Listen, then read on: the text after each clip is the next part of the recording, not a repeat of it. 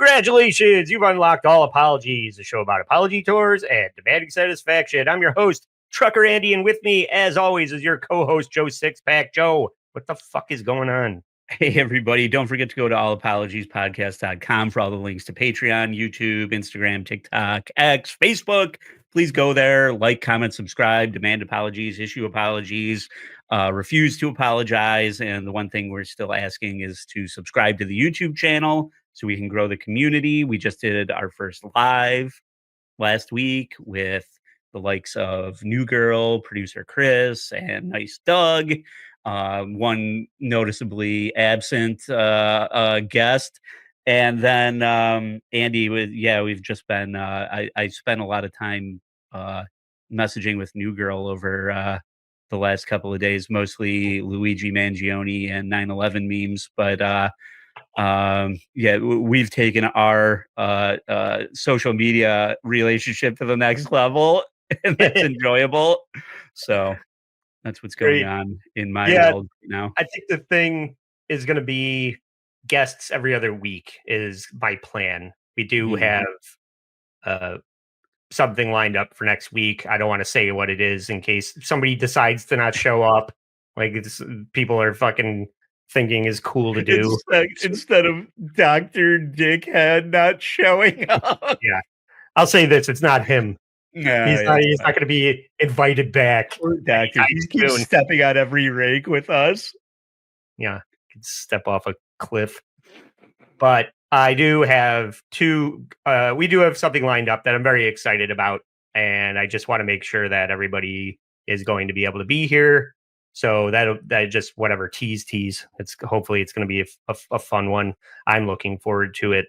What I'm not looking forward to is talking even more about Andrew Schulz, who we just did a mini show about his earlier days. And my biggest problem right now is that my YouTube converters weren't working. So I had to listen to these clips or the videos that I clipped up multiple times to put this together, and I couldn't be more sick of this motherfucker. I already didn't like him, and now I'm just being forced to put up with him even longer than I have to, and it's pissing me off. It hasn't been a good day, Joe. All right. Well, I'll try and make it a little interesting here, or really we'll do a pinpoint analysis of why he's unlikable, I would say, or that we're finding him to be unlikable. At first, I didn't like. I didn't have. I wanted to like him, like at first, and one of the reasons maybe is because Joe Rogan told me I should like him, because I do remember during the pandemic that I can't remember who he was talking to, but he's just like, "Oh, Andrew Schulz is like killing it right now. What he's doing online, he's really like kind of like captured the moment, or like at the time we're all sitting at home and we don't know what to do, and here's a guy putting on an internet show that is in the heart of COVID." And that's where we became. So if you want a kind of a deeper history dive, go over to Patreon. That's where Andy brought a lot of content on Andrew Schulz's early career. But it had a lot to do with pre-2019 Andrew Schulz, like 2017 and earlier, where he was already acting like he was Louis C.K. He was already acting like he's killing it in New York and he's a household name when nobody knew who the fuck he was.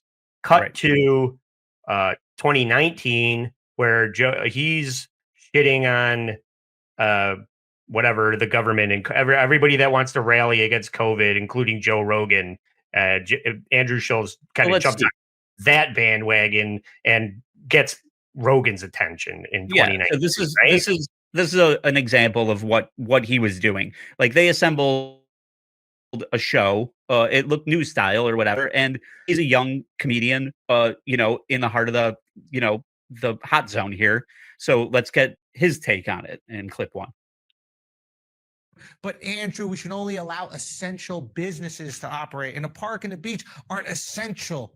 Really?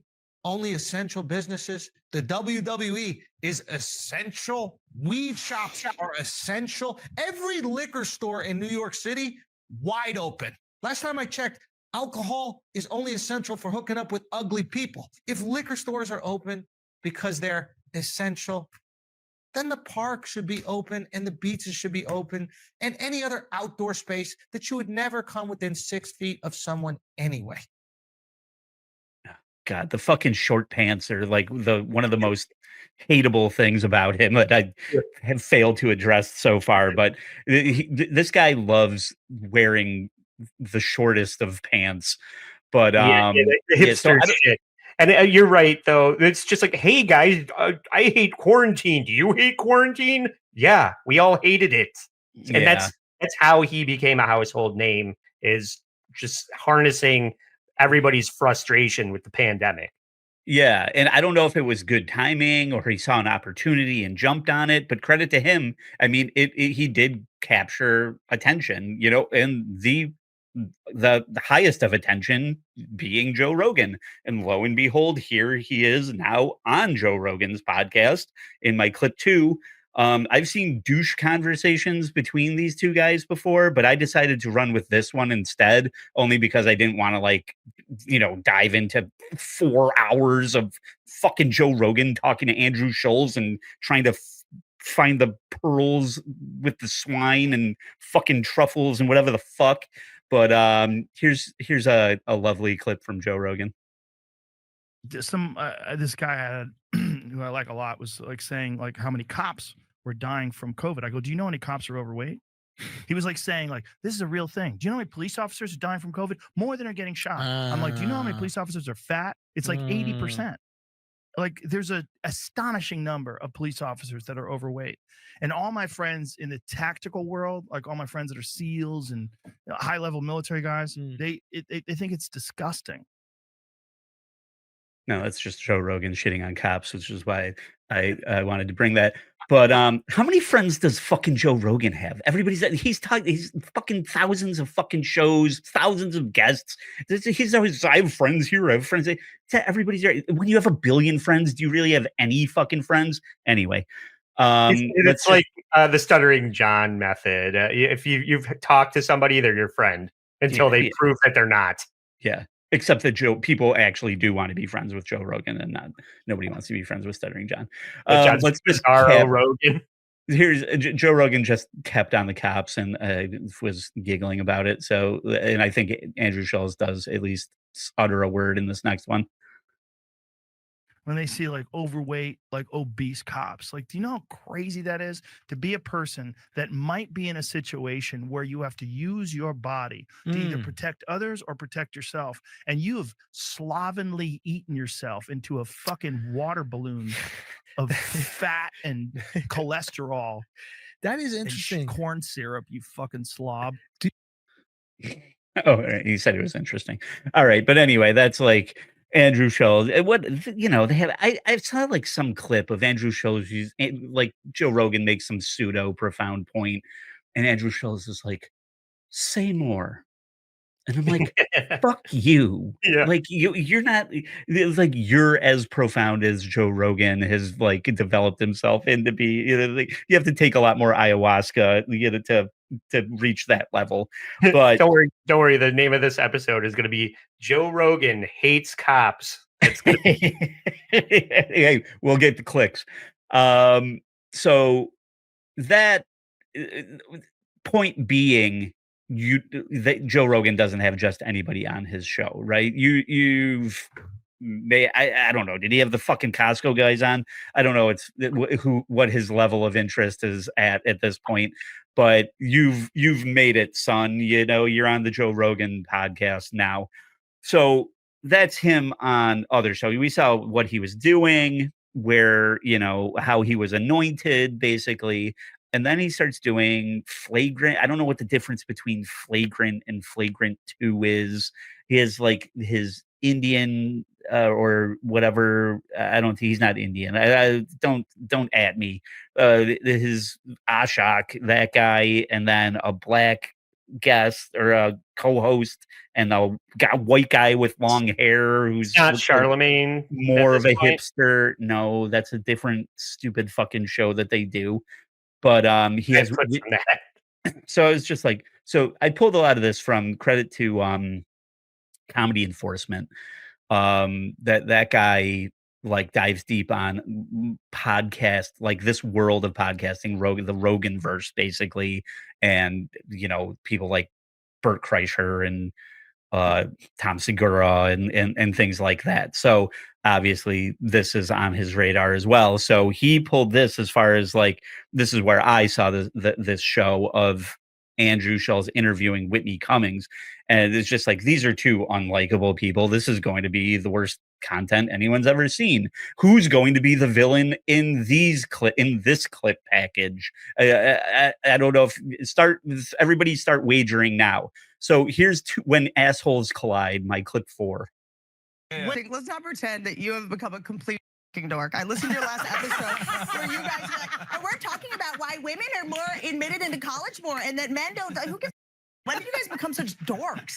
Who cares? Can I say objectively speaking? Sure. You are annoying.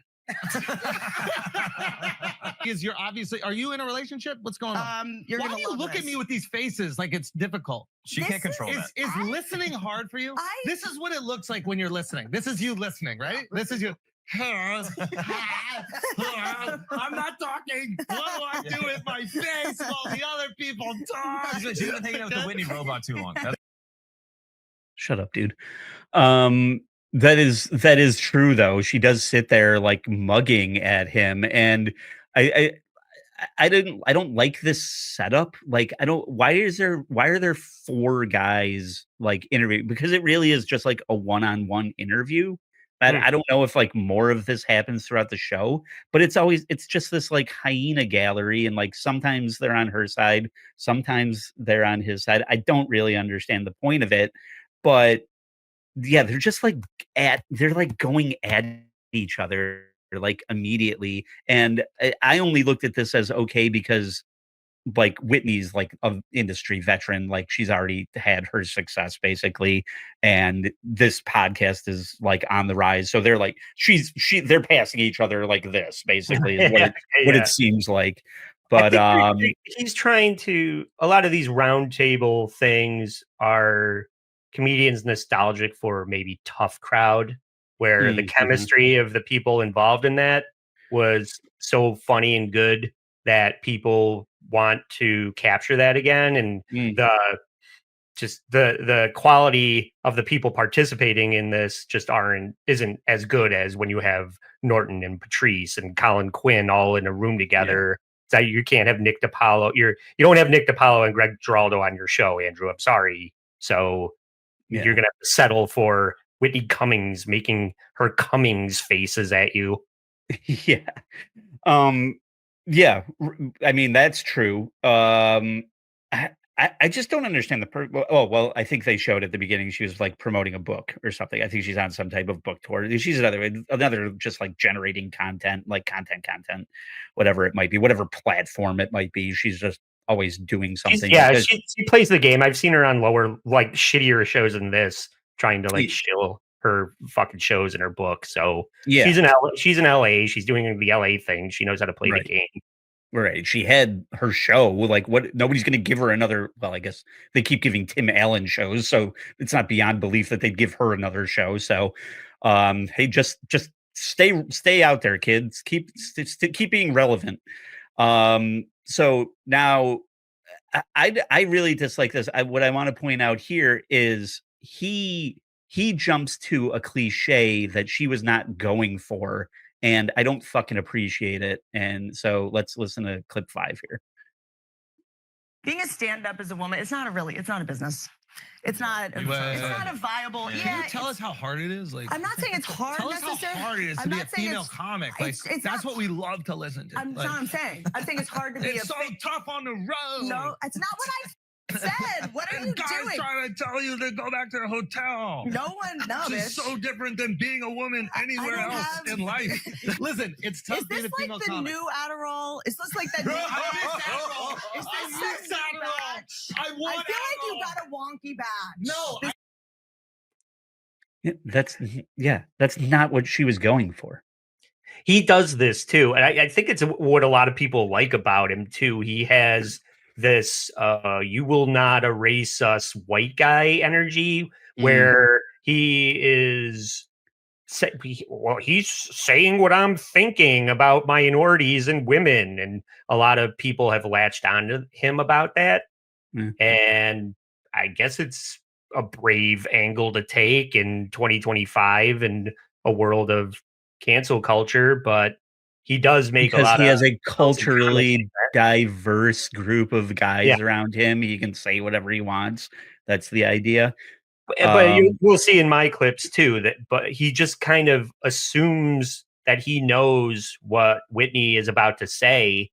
Right. And she's like, no, that's we're not finishing each other's sandwiches. This isn't, you Right. don't know what I'm thinking. So Right. let me make my point before you start shitting on it, asshole. Right, and I'm not sure he ever lets her get back to it. I mean, she's saying like, yeah, like I can't be like being a female comedian is not a business that is like going to carry me through. It's just like people don't like it. Basically, is what where she was going with it, and he's just like, playing into like who that audience is that doesn't like it. It's just fucking weird. Well, So people don't want to see old Whitney Cummings. They're like, you have to be. Your act was better when you were hot. People don't want to see fat Amy Schumer. They don't want to see old Whitney Cummings. It's like, sorry. I don't, yeah, an old lady code switching is not going to be funny. Or maybe it would be. I don't know. Phyllis Diller never did it. So I think she starts, whatever. It's a comedy show. She starts like kind of playing this like emasculating game or whatever with him. It's just it's all in good fun. Clip 6. What did Emma take down your Die Hard poster? What's going on? What's going on at home, Andrew? You come in. What's going on at home? You come in and you tell me that you're lying about What's something. going on? Are you I shooting? need to get to the bottom Are of you it. shooting blanks? Why are you such a grump? Yes. How am I grumpy? You have some rage at me, Andrew. This is Fucking pants. Dick. Strategy. You come in here. You Why accuse. do I even This have is to be gaslighting. defending? This is gaslighting. You're gaslighting me about my problems at home. I do like that. I do try and do that to my wife too. It's just like, you're gaslighting me. We're flipping the script. I'm on my period, and you're gaslighting me. As opposed to what I tell my wife, which is the fact that I have to do all the spider killing in the house is what's going to cause me to die before her. It's like every time you ask me to do something that you could do yourself is why I'm going to die before you. Yeah, and she's fine with it. Yeah, she keeps asking me to do shit for her. So here, in this next clip, we get to what I would consider to be the biggest problem with Andrew Schulz at this point. Like, why when I realized this is when I stopped caring about him. Clip 7. From Andrew, Hollywood's dead, the movie business is dead, it's over, until he starts getting offers to be in movies, in which case it's not dead. I'll move anything around to go to Atlanta for 2 hours to wait in a trailer for 5 minutes of screen time. So now he used to be like cool, like now he went into Hollywood where everything is like all wackward, sure, backwards and whack, and now all of a sudden he's like, I'm Hollywood guy. Like, listen, you're right. Right. So you just don't see that, like New York comedians specifically. The reason, obviously, we are on the East Coast, and I just prefer a New York style comedy because most New York style or comedy in New York is about stand-up comedy. It's not about trying to get on a movie or on a TV show. If you're doing comedy in New York, you want to be a comedian. If you're doing comedy in LA, you're using it as a stepping stone to get into a bigger project. And Andrew Schulz is a unique in the sense that he's from New York but wants to be in Hollywood. And I don't care for it. That's what I don't care for. But in I don't care for it either. I don't your care for that thoughts? haircut or those pants or Or the the van, mustache. like, or the checkerboard, the Illuminati vans that he's wearing. So None of it's working. yeah, none of it's working. The Nazi Germany haircut, and the pedophile mustache, and the Illuminati vans are not doing it for me. That sometimes somehow he's still popular and getting Yeah. offers in Hollywood. Here's where we start fighting over who's more unlikable, because both of them are too good for this. I'm too good for all of this. Is this shit for Tubi? Like, Yes. no, it isn't. Yeah, well, kind of. Tubi got the rights to it. Yeah. You know, in the green room, in the hallway, and now it's like, save it for the pod. Like, we're monetizing all of our conversations, like, for public consumption, which is great. It's healing a lot of people. People love it. Can I finish before you roll your eyes? Can I finish before you roll your eyes? So maybe it's more of an LA thing. Yeah. So Whitney's too good for Tubi, and Andrew's too good to have a normal conversation that's not on a fucking podcast. And you're both just dildos. Like, you just sound like assholes. Yes, I agree. You're right. Dynamite drop it. Well, he's on his way up and she's on her way down. I think you nailed it with that. Yeah. But you know, all of this conversation is just Stop laughing. It's not funny. just they just seem to actively dislike each other. Why should he ever agree to do this? Well, they keep having, like, I didn't pull the clips of that, but they keep kind of having that. Like, it keeps kind of coming up that they're just like kind of going at each other. They don't know how to. She always seems to be ready to pounce. I think, like, just being a woman in comedy, she needs to conduct herself that way. And so it just leads to disingenuous interactions, because you must have dealt with these people sometimes. It's just like, I think in comedy specifically, is everybody thinks that like a joke is coming, or like you can't, nothing sincere is ever being said, because you're just trying to set me up for a joke. It happens in friend groups too. You know, like, if you're just like, oh, you're gonna call me a homo. I get it. So in clip 9 here, or Whitney 6, I have it labeled. They start ganging up on her. I disliked this intensely. Is it on your OnlyFans? Is it like this? On your Do you guys want to do this? I mean, why are you so defensive? Yo, you really have become a woman now that you're a lesbian. Yo. I'm not This a shit lesbian. is bothering me. I'm not a You lesbian. told me you came on here. You're so gaslighting. I feel gaslit. Listen, I can't do this. You went activist first. That's pretty Dude, good. remember? When was I an activist? Remember when you would call me and be like, dude, they totally think I give a f about animals. And we would have these do you remember that? Like, oh, giraffes. Oh, No. what a stupid fucking animal. I don't get it. You would call me just laughing and mocking these people. Remember that?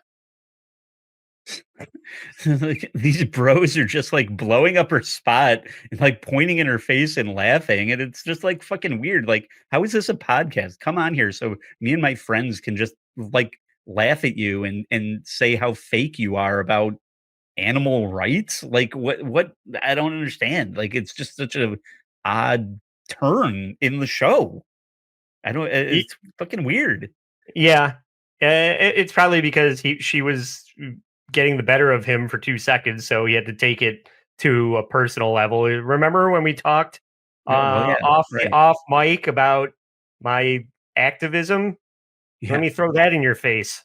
Yeah, exactly. Let me. I'm going to put you on your heels because now I'm going to reveal private conversations that we have had not on a show, and now This you is don't know where anything's going to go.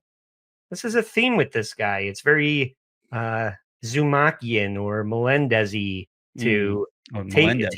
take these things that started out as fun and games and then take information that was not intended to be fodder for the show and throw it in your face. We're gonna see some more of that later, but Interesting.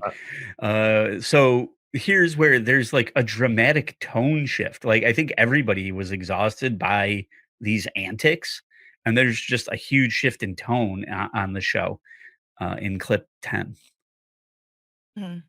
So we all just need to take a moment. But I think you actually just slowed down. You take a moment. We were at the same pace, and then you got tired. You got tied. You think I got tired? Well, Not at all. you wore yourself out, and now Is there another option, maybe? you decided to switch gears. What do you think? What do you think another option But is? no, I was just thinking in terms of it. You're being on Stop, this- stop. I want to give you a big hug. Stop. What's stop. why is everyone? Why you gotta do Stop. What? You're gonna get her in her Did you head. say something? What the fuck is happening? So I labeled this clip tone shift, but when I typed it, I typed tone shit because Yeah. that's this whole show. yeah. It's a shitty tone. It's bad. He's no longer having fun on his own show. He's disappointed in you as a guest. So now he's going to act bored that you're here. And, it's Yeah, this is like a lazy negging, maybe. yeah. He's trying to like neg her in a lazy way. And in my clip, Whitney 8 here, clip 11, I called this, and now we're enemies. Do you Listen. see what's happening? Listen. Can I just take this? Can I just take this? Sure. Can I say, okay. Yeah. But me slowing down is not a function of me being tired of you or anything. I was like just joking. that. Okay. I thought that's what we did here. Just trying to make sure the comments aren't too savage. No, I just wanted to slow down the pace so that you would feel comfortable. Yeah, because you're a slow woman. Because you're old and stupid. Yeah, because you're an old, stupid woman that I need to take it slow with. Right. Okay. Yeah. I thought we were having fun and making funny jokes at a comedy show. No, that's not happening here now. So this is the last Whitney clip. This is my comment here is this is insane. What happens? Do you think people really have an issue with nepotism, or they have an issue with themselves just not getting a role? Hollywood's never been like fair. Why should it be? Well, that's I the mean, thing. it's like neither Okay. sports. Now Like, this is a wild take that the guys don't really appreciate. I think it's sorry. Can I say something about No, Nepo I babies? was in the middle of a sentence. I know, but if we're I moving know, on- but we're not moving on. But It's about do- this. It's okay. about this. The Nepo babies' parents, Mhm. right? Despite all those things that could interrupt your ability to be loved and love people, you got a lot of people who love you. Well, I think that the key, and my best friend Nikki Don't explain it. told me, Don't if you're explain going to it. get your heart broken, Don't explain it. Just take it in. Just take it in. but I agree. Stop trying to But what do you science want me it. to say though? Just Stop being nothing. a nerd with your Don't say facts. anything. Just take it in. Don't Just be a hear nerd it. with your facts. But I'm going Hey. to say a quote that resonated with me. Yeah, by Give it some a second. gay Just guy. give it a second. Just give we love Even if you. you Fuck. He asks her a question, then he cuts her off in the middle of her answer. He won't let her finish the thought and a guy who had a bit part in Tires and was the bad guy in a Snoop Dogg vehicle is going to explain Hollywood to Whitney Cummings. Okay. Like what the fuck was that? She was not. He's like, oh, I'm in the middle of a sentence. No, she was in the middle of a sentence. You asked her a question and didn't let her fucking finish it. She said Hollywood's not fair, and then was going to say something, and you cut her off. Yeah.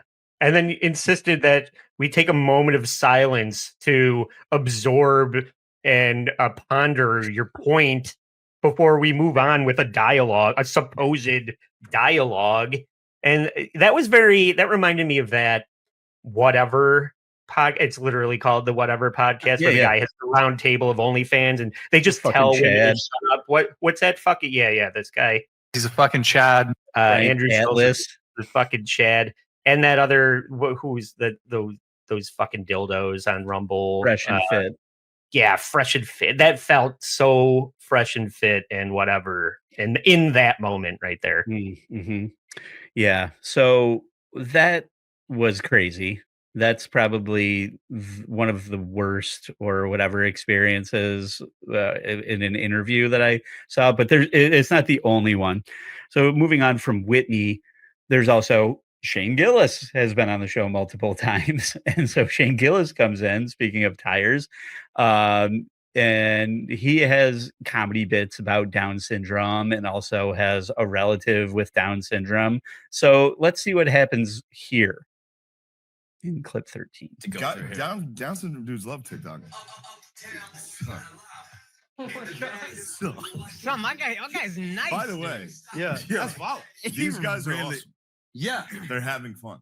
yeah. For you guys to sit here and be like, Wait a minute. let's bring it up and mock them. That's fucked up, dude. That's a dude. We're mocking By you, yeah, yeah. using them as an insult. Use it. Yeah. We're using you.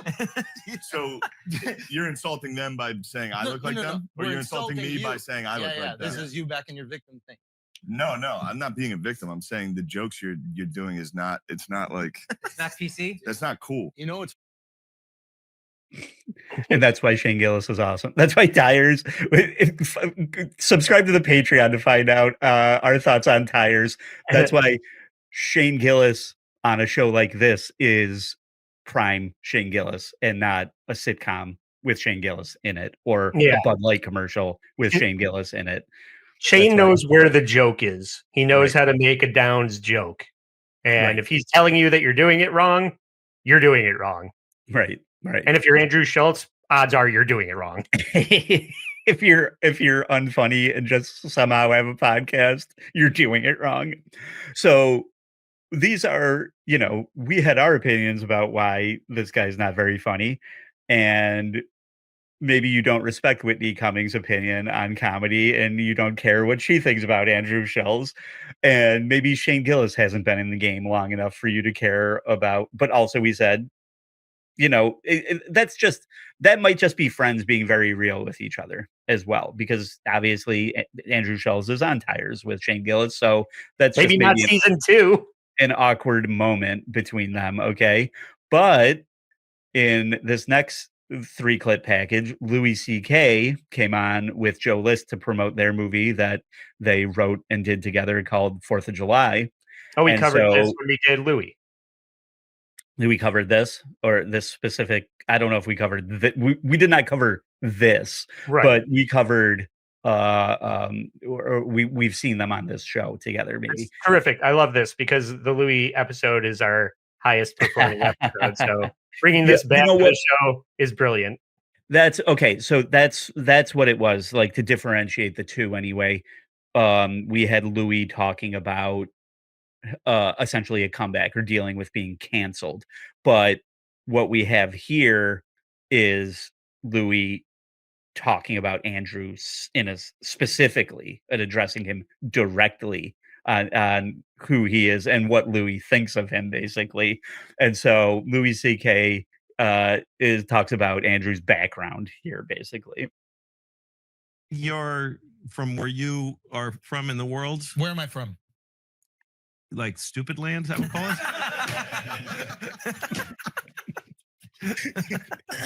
I know that you're a lot smarter than you seem. I'm a dumb guy. Yeah, you act like a dumb guy because I you don't make know. you make money acting like a dumb guy. Okay. But you're smart, you're educated, you were raised with a lot I of went to money. a party school. Yeah, that's My parents- people with money, intelligent people with money go to party schools. Oh, my parents Fuck, didn't have dude. crazy money. Wow. That's true, right? Fuck. My Yeah. parents taught dance lessons for a living. How much money can you make doing that? You tell me. I don't know. I won't tell you what Millions my of no, dollars. don't tell him. I don't even think that's a lie. I think he frames that as a joke, but I think it's real. I think Andrew Schulz is a rich kid, like, who got, most of what he got because he had rich parents. Basically, is what it seems like. I mean, you don't live in New York and now you're on fucking MTV as a teenager because you don't have connections, Yeah. So in this next clip with Louis, I call this one, "Is this a neg? What happens here?" No, but no, I grew up in the East Village. You know, Yeah. and there was like a You there grew was up a in the East Village. Astor Place, Wow. and there was a French Astor influence. Place. Yeah, sure. Starbucks. Did you just question whether it was the fucking East Village Yes, for a I second? did. I didn't dislike you until that moment of this podcast, and I almost wanted to punch you in your head. You looked that's over so at Joe important. like That's- Joe is gonna know what the fuck the East Village was. I confirm. You guys are It from wasn't Boston. Joe. It was anybody. What the fuck do you know about New York? You moved to the West Village. You're right. Around at loft You're right. parties. 100%. Okay. Now, I do respect Andrew a little bit for going at Louis hard over that. But once again, we already talked about, oh, wait, maybe we talked about it on Patreon. There's nothing more annoying than New Yorkers whose whole identity is being from New York. Yeah. But so Joe Matteries.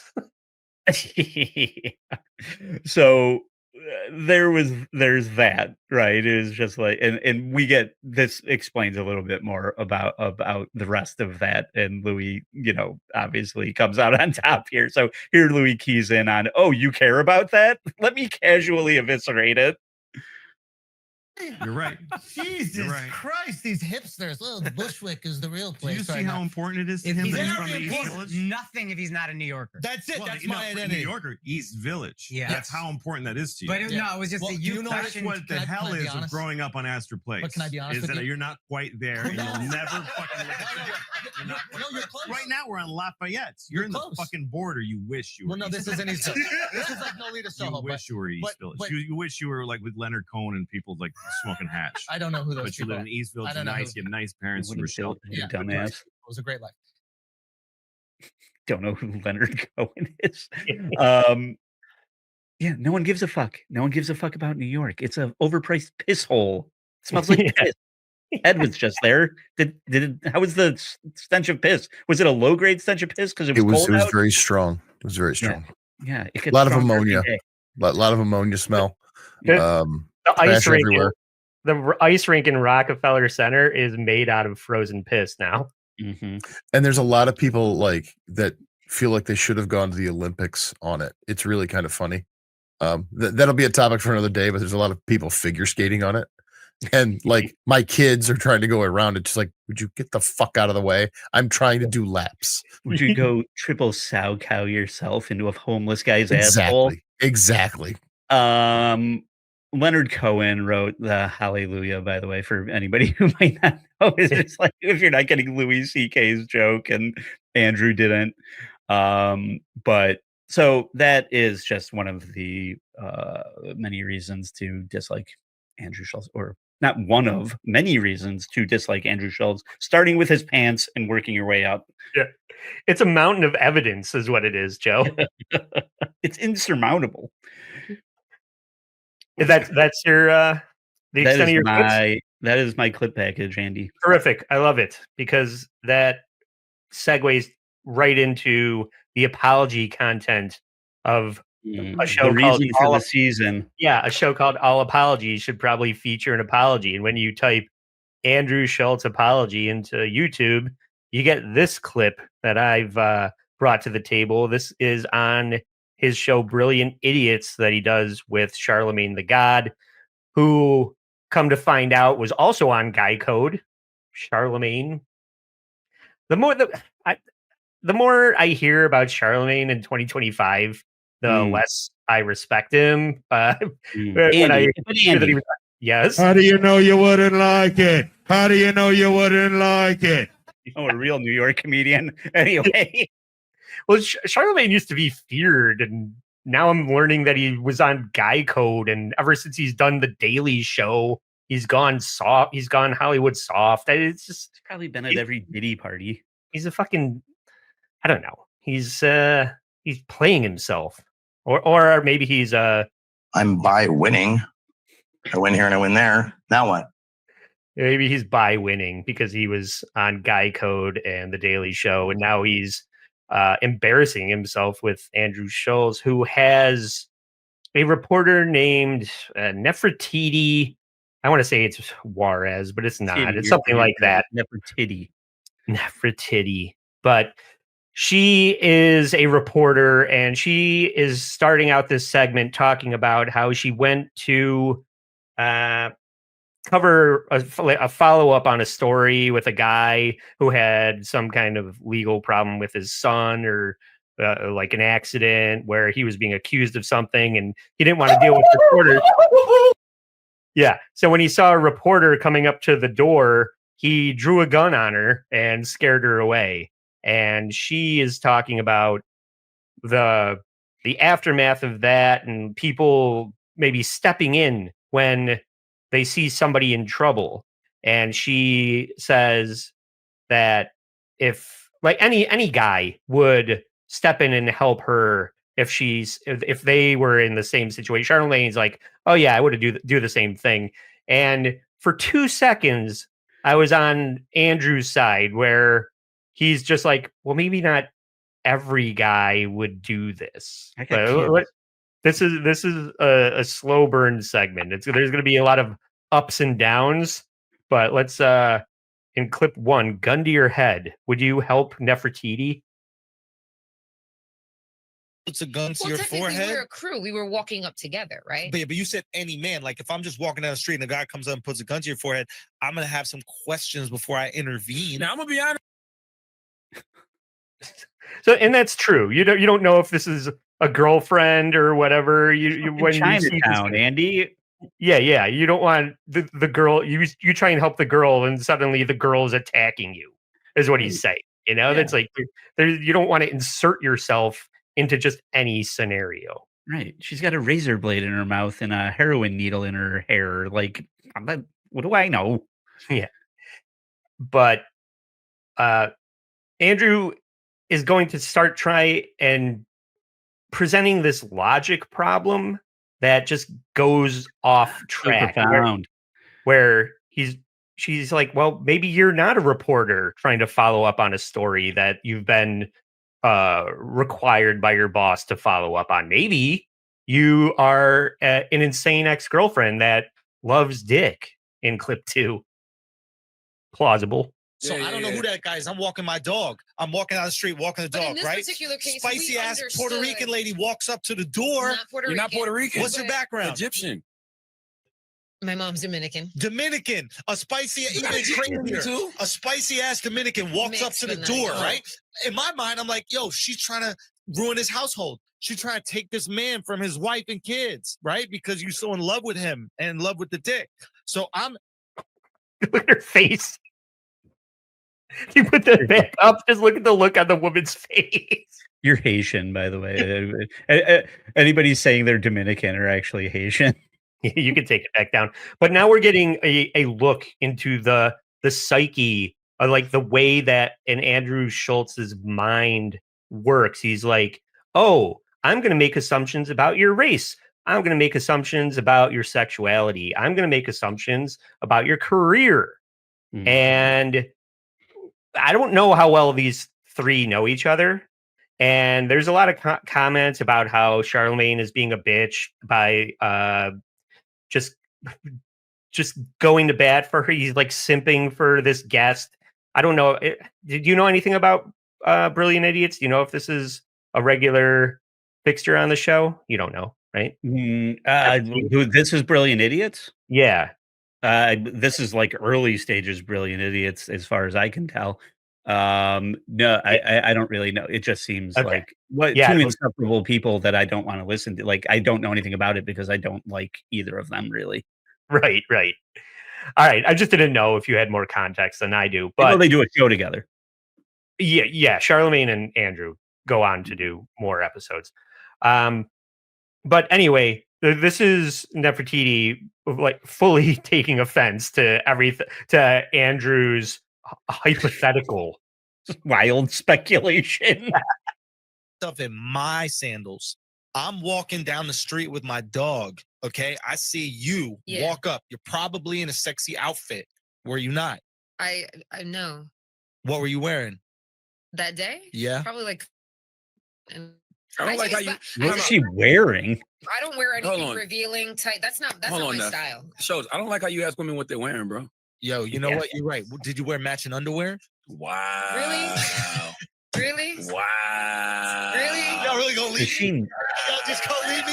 That's how it is? Y'all just gonna leave me. That's Let what me- we're gonna do. What? Add matching toenail polish to your nails? Tonight on News Channel 11, Nefertiti My nail Jacquez polish does normally match. investigates Oh, Andrew shit. Schulz. So there you go. You hear the code switching. He fully code switched when he got called out on. He's like, oh, so you were obviously dressed like a hooker. So it would be natural for me to assume that you were a hooker because you were dressed like a hooker, right? No, I was wearing like normal. I was wearing dress pants and a smart blazer. Oh, well, were you wearing a matching lingerie set under that? Because that's what sluts do. You're a slut, right? And even Charlemagne is like, what are you doing? Charlemagne is like, you're losing your fucking mind. Well, I mean, it sounds like a victim blaming rape joke, right? Is what it sounds like. I don't think that's where he was going. He was just saying you're dressed provocatively or whatever, but he's wrong. I mean, he's like, you're saying speculating, but also like, does she not know she's on a comedy show? Like that, well, right. Cause that's where Andrew is going to, he's going to throw up his defenses around that. He's like, we're on a comedy show. I'm trying to be funny. You're an attractive woman, and I'm saying that all of your value comes from your appearance. So you look good. So you probably dressed like you look good. And that's part of the problem why you got a gun drawn on you. Isn't this hilarious?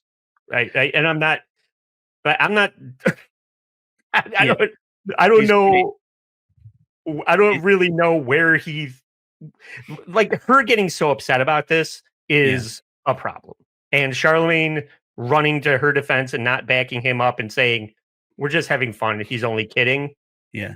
That's really the problem here. But Schulz is going to try and double down. Did you have a thought on what you just heard? You look like you had something you wanted to say. Do you? Well, I only have a thought on you do.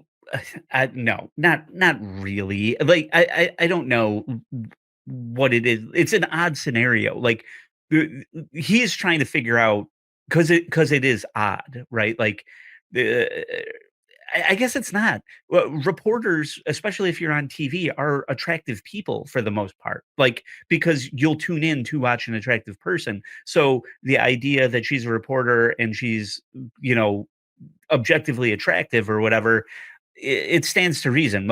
A lot of reporters are. You're not like this hard-hitting investigative journalist or you're right, Joe. And that's part of the problem with this whole discussion is that women especially want to make it clear that they didn't get their jobs only based on their appearances, even though this Nefertiti person is an attractive woman who is kind of trying to refuse to admit that that's not a tool in her toolkit that she can use. You have to own that. Is being attractive. And I think that's what he's trying to say to her. And she's just like, oh no, I have credibility. I don't try and diminish my credibility by saying that I'm hot and I'm only hot. And I don't think he was saying you're only hot, but she has taken it that way at this point. Right. Everybody would see what an asshole she really is. Right. So she's perceiving that he's attacking her credibility, and he is refusing to acknowledge that it could come off any way other than a joke. But in clip 4, it's just going to escalate from here. This is called "Bitches Be Bitchin'," Joe. Things that we all like. Why can't we just say weathercasters, meteorologists? What does it matter if they're male, female? Well, because nobody cares about Dr. Z or whatever the fuck that guy's name is in New York. We care about these baddies, these smoke shows. You do. There's a reason they keep getting hired. And it's not because I'm the only one watching. You're talking about that one specific one that's on Instagram all the time? Oh, man. I know who you're talking about. Yeah. What's her name? I don't know. But I know who you're talking about because I see her on Instagram all the time. Okay. Are they, like, when you're in the news station, are they like the cream of the crop of the news state? Like everybody's trying to holler at them. They're like, yo, like what's the weather tomorrow? Like, You'd have to DM her and ask her that. so you don't know anything. You don't politic at the news station. It's at not all? that I don't politic. It's I'm never at my office because You I work always the on the road. streets. You work the streets, Right? but you never hit them up tomorrow. Like, yo, I'm on the streets You know tomorrow. Nefertiti can box, right, bro? You can box. Yeah. Oh yeah. You just out here throwing the B word around like it's Yeah. cool. She's hot about that. First of all, why do girls get so upset about the word bitch? What's the big deal about that? Really? Are we really asking that question? I do, yeah. He's being an edgelord. Right. Now he's just trying to get under her skin because he's trying to draw parallels. He's like, oh, you know how that Latin weather girl, everybody is she only gets all that Instagram fame because she's so hot, and you're kind of like her, right? And she's like, no, call if you want to know what she's up to, ask her. I'm doing something else over here. I have credibility. I'm not just hot. I also box, and I'll kick the shit out of you. Yeah. So there's a couple. This is skewing into like really irritating me.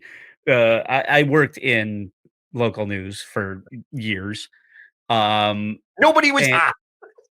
No, but this is like an old school trope. I mean, watch weather. Veronica Corningstone, for instance, right? Like Telemundo, they're all like overly attractive, like too attractive. Like nowadays, it's like at least subtle. Like there's still good looking reporters and things like that, but in Mexico, they're wearing mini skirts and you're hoping they're gonna drop the fucking clicker on the ground so so you have a good morning. Like And it's France, I fucking think they're insane. just fully topless sometimes. But also like that you social you are being cast in a way on a newscast. Like the cast is broadcast, like the way it's being delivered to you, but you are also casting a show. Like the ratings go up with the fucking Ron Burgundies and the fucking good-looking people. Okay, if you just have a bunch of uggos delivering you miserable fucking news all day, the Nielsen is going to go through the fucking floor, and nobody wants to watch that shit. For you to sit here and act like that's not a fact, it's not part of history and part of current affairs, and the idea that you being good looking also gives you an advantage on the streets, that people might stop and talk to you because you're attractive. If I fucking tried to stop people on the street, they'd kick me in the balls and then shoot me in the dick. Like nobody wants to talk to me. Okay. Yeah. Maybe you're an effective investigative reporter because you're good looking. Okay. The guy behind the door that pulled a gun on you, he's an outlier. Yeah. Yeah. I know. Nobody wants to hear from you. That's our downloads reflect that, Joe. Thank you. Thank you for pointing that out. And I just lost my job. Yeah. So it is getting to a point where you heard of why do bitches get so upset when I call them bitches, and why is it not okay for me to use the N-word? And she's going to try and say that the word bitch is the same as the N-word, and my problem here is Charlemagne again, just not. Are you a psychiatrist? He's just not backing up Andrew when he's right, and he's not. He is calling him out when he's wrong, but he's not backing him up when he's right on his own show. But that's we're gonna try and explain the N-word and bitch. A woman being called a bitch to Andrew like he's 5 in clip 6. Yo, you're offended by the word bitch? Really? Thank you. Yes. What do you mean if I say it like that? Come here, Sam. Come here. Oh my gosh. I think, look. I'd like to hear this discussion from 3 women. Sam, you said it doesn't. Great. How old are you, first of all, Sam? You're 24. 24. Context matters. Thank you. So if I was like, yo, this bad bitch, I wouldn't care. Thank you. See, I mean, I don't think that it matters about age. I don't think it matters if you're millennial. I don't think that matters. Okay. I think that it's an individual choice. Right. Like you ask me about my nail polish color, that's cool. You ask me about my underwear, not cool. You just randomly calling a girl the B word, not cool. But no, you can leave now. Nobody asked you to stay. I mean, Yeah. Andrew, again, he's just blowing his nose. You have a cough button. You don't have to do that on mic. You're trying to take the image of the show down. He's like, this is a juvenile show, right? He's trying to like this not to be set. See, Joe's using the cough button. That's what you're supposed to do. Andrew's blowing his nose into the mic and saying this is not to be taken seriously. And for you to get upset on a show where I'm trying to make a joke, whether you liked it or not, is really not, it's a waste of your time to argue with a clown. He needs to do what he did with Whitney, where he just fucking completely changes the tone of the show and starts like patting her on the arm and saying it's going to be okay. And but that's not this woman. This woman's not Whitney Cummings, or she's not funny. I don't know what this is like a dud of a guest. I don't know what they're doing. When did this happen? Is this recent? Don't ask. I think that it's a good point to say that he tried when he tried to change the tone of the interview with Whitney. He's going to do that again here, but in a different way. In the next clip. What if it's in context? Hold on, acknowledge what she said. That's take like it in. So then, like, okay, that's fair. That's like saying an argument about who's allowed to say the N-word. Yeah, we know who's allowed to say it. Right. So why do you think, as a male, you're allowed to say that? Because we invented that word. Oh, really? What else did you invent, Feathers? To be honest, I'd really like to know what you've invented and what you've trademarked, because I don't know a goddamn thing that you've done.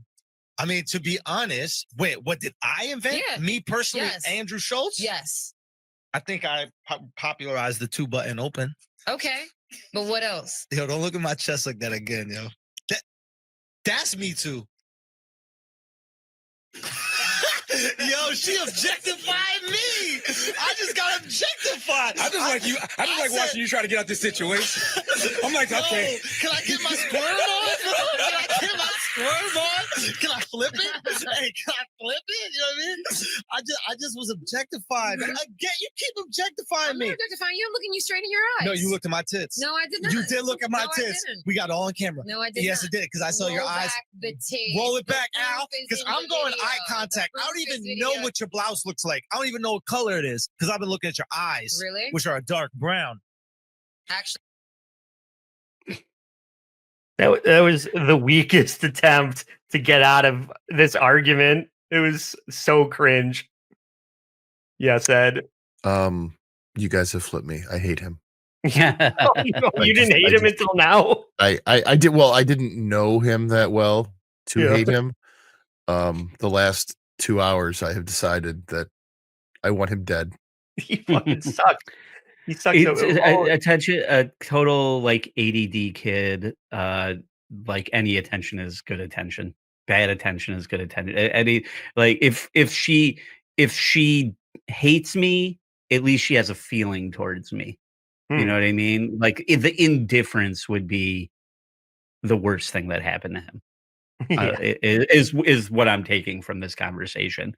Is just like if you're not going to enjoy me, then I'm going to make sure that you dislike me in every way. Oh yeah. And I don't know. I don't know the purpose. I don't know that like her story's not engaging enough. I don't know. Well, yeah, I don't know why he thinks that. Well, she won't let it go is really the problem. She's upset about the way that he painted her in this hypothetical, and she won't move on from it and now she's going to try by saying, well, you said that I objectify myself as a career, and I didn't appreciate that.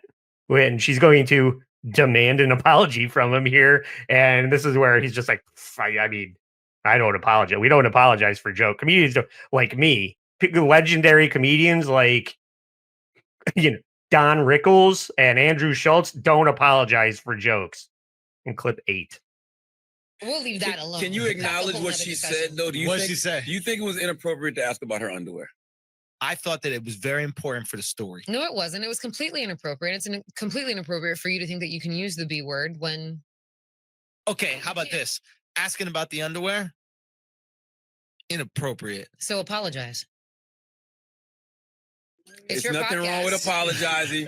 You're your a man, podcast. Schulz. You can apologize. People will respect you. Don't. It's not.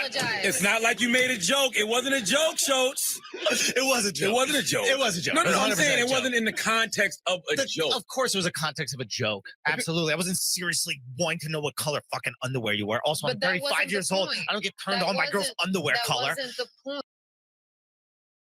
And it wasn't the point. It wasn't a joke either. He was trying to do this logic problem. He was trying to walk her down the path to a point that he was trying to make, but it didn't lead. It didn't lead where he wanted it to lead. It wasn't a joke. And you stepped in shit. Yeah. You should just say sorry, but now he's gonna have to do this whole tap dancing thing. Did you have thoughts about that? Yeah, well, it wasn't a joke. Like he was trying to like act like he knew more than what he knew, or like it wasn't a joke. Let's just leave it at that. It was not He's a trying- joke. He was trying to be But like, also- I know what you guys do. I know what game you women play. The same thing that he did to Whitney, where he thought that he could just put words in her mouth and he knew what she was going to say before she said it, and he was completely off base. And now that he's So been once called again- out on it, go ahead. Well, because I've like I said worked in the news, so what I know a lot is that, like, especially like when it comes to like reporters and everything, it's like it's all like credits and like accolades and like the story you broke and like your credibility, when your credibility and your credits and your reputation are on the line. With women in the industry have no tolerance or patience for you to question their credibility, and that's I've seen this reaction before. Exactly. In the industry, basically. And Andrew whatever, doesn't- justifiably. She's just humorless. She's a humorless person. Yeah. And Andrew doesn't play in that sandbox, so he probably he's not doesn't funny. understand that. But now he's going He to doesn't try. understand who he's talking to.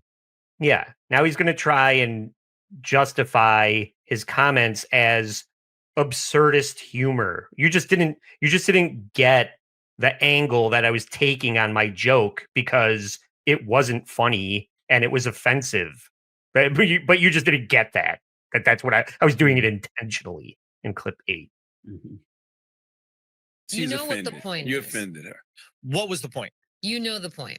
No, you explained the point to me. And I've already explained the point. Which is what? Why do you think you have the audacity to even ask a question like that? Okay, He's an audacious person. That's Yeah. great. 100% audacious person. But there's something funny about two, it. there's a certain, well, I mean, we define what's funny. It's very difficult to find what's funny, right? Like we've been talking about AIDS today, right? Like Mhm. you've been involved in that conversation. There might be people with AIDS that don't find that funny as well, right? So Right. everything, it depends on the person that's taking in that information. You didn't find my absurdist joke about asking what color underwear you're wearing as you're walking up to a grieving parent's house, asking him how he felt about his kid being murdered. Right. He probably didn't like you asking him that. I was probably way more offensive to him that you would ask that than me asking what color underwear you are. But I was clearly you weren't so- paying- stop clearly- that. So Wait. hold No, let me finish. No, 'cause don't cut her off like no, that. No. I'm still talking. Let me finish. Okay. So what I was trying to do is juxtapose Mhm. the absolute absurdity of you walking up to a grieving parent and asking them how they feel about their dead kid Mhm. with an absurd question about your underwear, and the fact that you're more offended and think that I shouldn't be able to ask that question while you were willing to ask about a dead child. Right.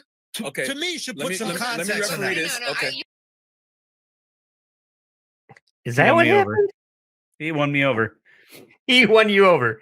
Okay. I think that's that. Yeah. I mean, I think that's true or whatever. Like, treating I father- don't know the whole.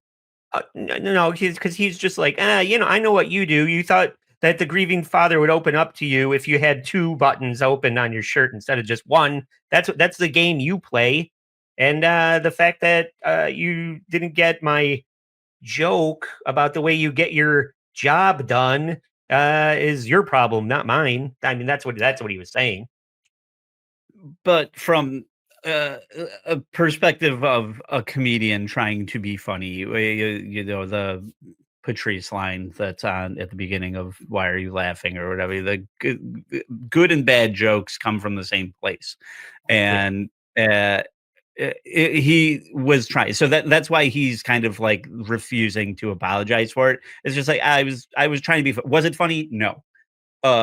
Was I just trying to be funny? Yes. Do I have to apologize for trying to be funny on my own fucking show? Why should I do that? You know, it's Yeah. just like you're mad. You're mad. I wasn't trying to make you mad, but I was just trying to be funny. And that's what this is, especially on our show. What we try and get at is it's not, you don't need an apology, but you need a recognition, right? You need to say, I can see how Right. we miscommunicated on that. You're right, and he's already conceded that, and she's still taking him to task for it. So now he's still That's why I'm defending saying his he's won me over at this point, like, at least Yeah. on this point. Yeah, they should just kind of put it to bed and try and move on. But this is still going to be Andrew Schulz, the hero of comedy, coming to the credibility of comedy's defense, because this tight ass won't acknowledge that he was just trying to be funny on his own show. Well, Andrew, were you offended by that story? Did that story bother you until she called you on calling out her underwear? 100% not. For what I was trying to play off of is just the absurdity of asking an uncomfortable question, Gotcha, right? gotcha, But gotcha. I recognize I'm satirizing this absurdity, right? Like I don't truly want to know what color your underwear is. And no offense, you could be wearing great underwear. I just don't care. Well, just right? say sorry. But I'm not going to apologize for jokes because I'd never do that, and that's what I do for a living. I don't so think it was a can't do joke that. though. It was Meaning, absolutely like, a fucking joke. Like it wasn't an Andrew Schultz. I'm on stage. I put thought into this. No, it was. I mean, look, there's different levels of things. There's absurd things. that This you is a say. show. Many absurd things. We've all said absurd things on this podcast.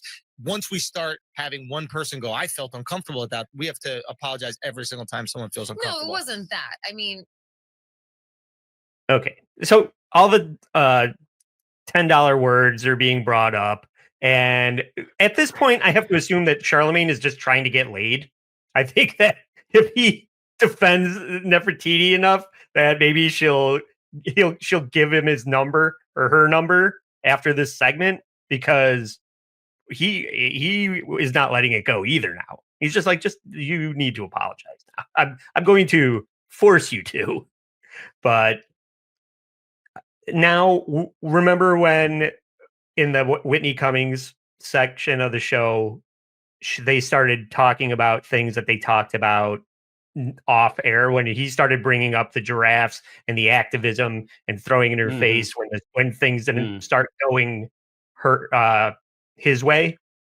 Yeah. Now we're going to learn again that this is kind of an Andrew Schultz move, but it kind of works against him here, where Nefertiti is going to bring up the fact that she's like, well, remember the conversation we had before we went on air? Remember that shit I said? And now you're playing this credibility card against me in this way. And this is where Andrew is going to realize that he's in the wrong.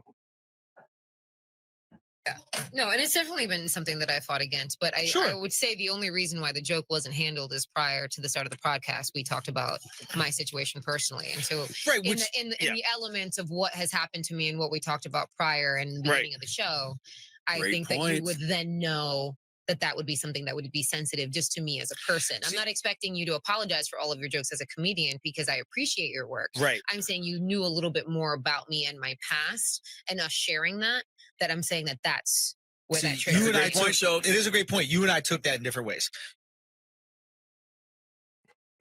Yeah, remember when I said when we talked about what we could and couldn't talk about on the show, and I said one of these things was off limits, and it was closely related to my credibility. What were you wearing?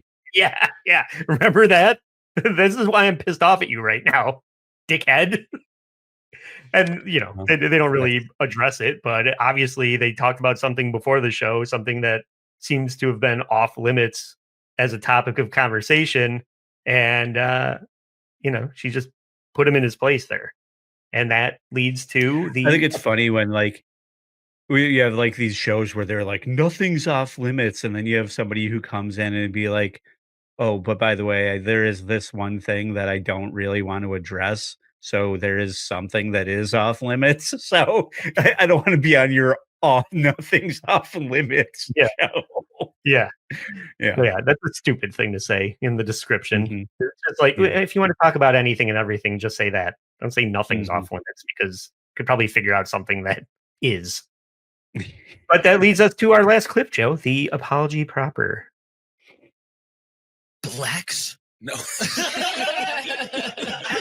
Listen, I'm sorry. That being said, how about this?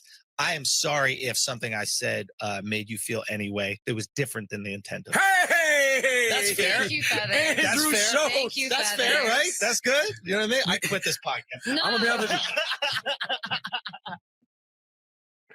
Now I have to go turn in my comedian card because I apologized for a joke.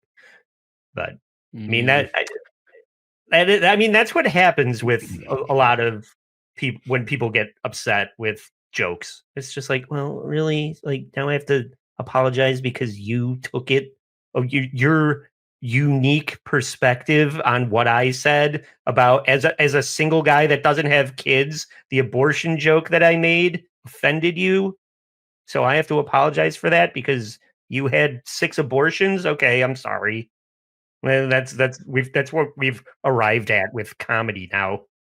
Well, what we've arrived at on this show is that fucking apologizing is cheap nonsense. You know, like that's what we really know about it, and like demanding an apology from somebody in this context, I would say, is trying to control someone's behavior. And you could just what she should do is just walk away and go, "Well, you're a dick," or just say you're being a dick. Like Yeah. what you're doing and what you're saying is what a dick would do and say.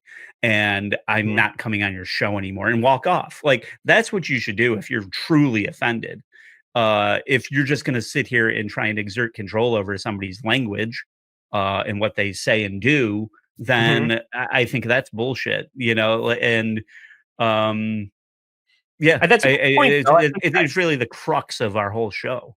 maybe we're arriving at a pillar of apologies as we develop our thesis on this show, that a solicited or demanded apology, like the only sincere apology is one that's given by the person that should be sorry. Like if I feel like I did something wrong and I apologize to you, then that is the most sincere form of apology. Then after that, maybe the step down from that is somebody making it clear to you that you upset them, and then that leading you to apologize for it. But demanding it from somebody and getting like an insincere apology, it's an unnecessary. It's just like fighting a fight that can't be won, it seems like. So the only thing you could really have done in that is explain to him in a sincere way why he upset her, and then hope that he apologizes for it, instead of just getting real shitty and making him deliver this apology that he doesn't mean. Right. What she should have done was say, what you said made me feel this way, and then you leave it at his feet. And it's then in his court to apologize. You don't sit here and go, you should apologize to me for that. Yeah. Now It's like now that you're trying to Aesop, control somebody. it's like that Aesop fable of the sun and the wind trying to get the guy's jacket off, right? She's doing the wind thing where she's trying to force the apology jacket off of Andrew, instead of explaining to him with the warmth of the sun coaxing it off of I'm taking it off because I'm too hot. She needed to turn the heat up with her experience of why what he said upset her, you know. And I'm not familiar with that Aesop fable, Andy. Okay. I learned something today. Yeah, you use the warmness to get the man to take his jacket off. You don't try to blow it off with force with the wind. I don't know. It's an old in the heat of a moment, it's hard to recognize those things. But yeah, we're getting way too deep for a dumb little show that's probably said a bunch of stupid off base things for the last hour plus. But Hey, this is a show for stupid off-base people by stupid off-base people. So what we're trying to do is put some tools in your toolbox because I know you've fucked up a million times, just like I have. And there's nothing when you feel that fucking heat on your face. What you want to do is know how to handle it and say, I was wrong. Not I'm sorry. You could say I was wrong. Yeah. It's also about stupid off-base people because I think we can all agree that Andrew Schulz is a dumb asshole. And I want to thank everybody for listening this far. And you know what? I never put this up. This was the we should have been thanking all of these people all along, Joe. And they're the people that I respect the most. The people that support the show financially over on Patreon. And we can't have enough people joining over there. It's been a minute since somebody signed up. So I'd like to encourage if you want to hear even more about Andrew Schulz and his early days and his first special where he claimed that he was a hero of comedy before anybody even knew who he was. And all his guy code touring around the country where he made a morning show appearance in Omaha. That's all living on the Patreon with even more content from New Girl and Kaylee and all of our better looking guests. So that's all over on Patreon as well. So consider joining Patreon for just $5. And if you don't want to do that, please just subscribe to our YouTube channel for free. Or, like the Instagram page, become a follower of the Instagram page for free. But you can get all this content on the day it's recorded on Sunday for $10 on Patreon too. So $5 tier, $10 tier, like on YouTube, subscribe on YouTube, follow on Instagram. That's all the asks, right, Joe? That's all we're asking. Yeah. Yep. Well, thanks for doing a lot of that. Thank you. Yes, thank you. And thank you for doing all the people down there. And thank you, Joe, for doing a lot of the heavy lifting on this. I told you, this I'm so fucking sick of Andrew Schulz. I spent way too much time with him today. But I have to thank Fat Etsy. And for Joe Sixpack, I'm Trucker Andy saying, stay sorry.